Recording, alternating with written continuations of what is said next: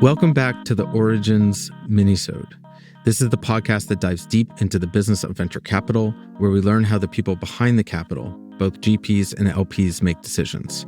I'm Nick Chirls, GP at Asylum Ventures. And I'm Beezer Clarkson, your LP co-host from Sapphire Partners, where we aim to invest in exceptional early-stage venture capital managers ranging from emerging to established franchise VCs. And I'm excited to unpack our recent conversation with Will and Nick. How about you?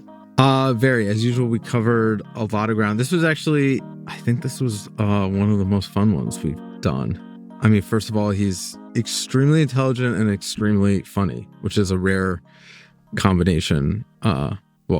For anybody, but also specifically in like the Silicon Valley tech echo chamber, which I guess he lives in New York, so maybe he's not officially part of. But this was your first time meeting Will. Curious to get your take. Yeah, no, I mean, very intelligent, very smart. Totally get the high IQ rev power. I always really appreciate I wouldn't call him an outsider. He's clearly been very involved with, technology and healthcare and been around venture capitalists. I feel like you met him at a conference as well as on Twitter. I know you saw him on Twitter, but didn't you guys have you never met in person? Is this totally a virtual relationship? No, I don't think we've ever met in person, no. Okay, no. Totally virtual. Can I just say two things that he said that struck me and I wrote them down, which actually have nothing to do with merchant banking? Is that okay? Yeah. One, I loved his comment early on that said it was so devoid of AI, it has to be human. What was that in reference to? He was talking about how I think it was a podcast was so devoid of AI that it had to be human. Oh, yeah. It was just so beautiful because it kind of got to the fact that humans are messy. And if it's too over-processed, it has to be AI. And he did not name origins, but I think we're pretty messy. So I kind of quite like that. Well, I think that, obviously everybody's talking about technology brothers, whatever. And sounds like he introduced them, which is an interesting claim to fame. And is the unofficial chairman. I mean, they do it live, right? It's not hyper-produced. It's messy. Yeah. They make mistakes. Yeah, there's a search for authenticity. That was the word I was going to say. It's authentic. Yeah.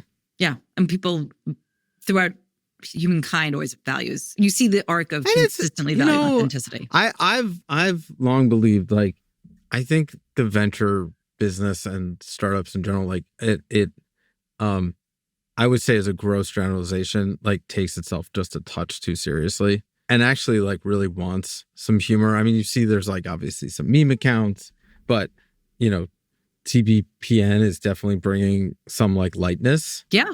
Which I think is great. Will, too, for sure. Will is a serious entrepreneur, deep thinker, but he's also, hilarious and light. And I really like that mix of stuff in humor. The other thing he said, which I was thinking about, which is a little bit more serious, was his argument that the legacy healthcare, and also he used in the Microsoft example, incumbents, the power of distribution to win, because he's not the first person I've heard say this about AI and healthcare. As somebody who invests in venture capital, that it's not awesome. Mm-hmm. Right? That is not the prognosis that you want to hear. But I think it's a very true comment about how the world works that people need to be very thoughtful about. And I appreciated him acknowledging it, right? The distribution is huge.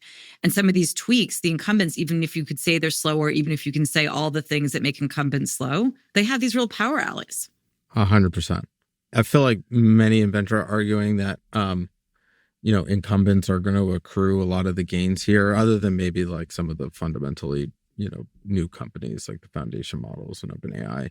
But I was also thinking recently, other than the .com, which created a whole new class of companies, incumbents have actually been accruing gains for 25 years.